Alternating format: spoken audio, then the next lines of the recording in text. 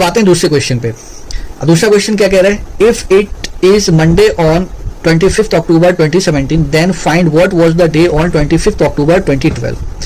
यदि 25 अक्टूबर 2017 को सोमवार है तो 25 अक्टूबर 2012 को क्या था। बेसिकली इसके कहने का मतलब क्या है, मैं एक बार इसको ठीक से नोट कर लेता हूं तो समझ में आ जाएगा। ये कह रहा है कि 25 अक्टूबर 2017 गिवन है कि मंडे दिया हुआ है, इस दिन मंडे है, तो 25 अक्टूबर 2012 को क्या था। मतलब डेट भी सेम है, मंथ भी सेम है, यहाँ देख सकते हो, बट ईयर यहाँ पे ना जो डिफरेंट दिया हुआ है, ठीक है।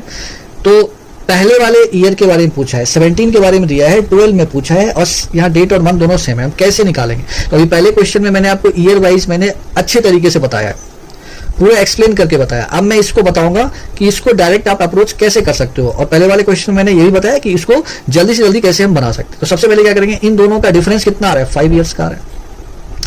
अब देखो 25 अक्टूबर 2012 है तो लीप में कंसीडर ये नहीं होगा क्योंकि ये स्टार्ट ही हो रहा है फरवरी के बाद, तो इसका मतलब अगला लीप क्या है, 16 है। उसमें जितना लीप है उतना जोड़ लेते हैं। क्यों जोड़ते हैं, क्योंकि एक एक्स्ट्रा डेज होता है लीप ईयर में, ठीक है।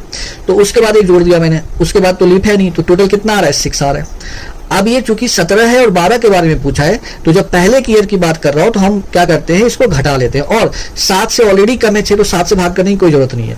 तो 6 जब भी हम इसमें घटाएंगे तो आप एक काम कर सकते हो, पहले 7 घटाओगे तो मंडे आ जाएगा, उसमें से एक दिन और घटा लो, क्योंकि 6 की बात कर रहे हैं तो क्या आ जाएगा यहाँ पे, ट्यूसडे हो जाएगा।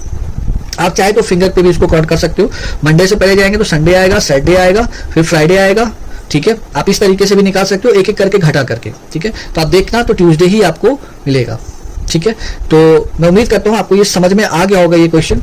एक तो ये अप्रोच हो गया, और एक इसका मैंने आपको एक्सप्लेन्ड वे में बताया पहले क्वेश्चन में, आप जाके देख लेना उसको कैसे ईयर वाइज मैंने निकाला है। जब date month but year different होता है तो हम कैसे निकालते हैं उसको। एक अब जाते जाते बस एक चीज मैं आपको बता देता हूं, अगर 400 ईयर में कोई आपसे पूछ रहा है कि लीप ईयर कितना होगा, तो 400 ईयर में जो लीप होता है वो 97 लीप ईयर होता है। ये आप ध्यान रखना, 97 लीप ईयर होता है। कैसे, देखो आपको पता है कि 100 ईयर में कितना लीप होता है, 24 होता है, ठीक है।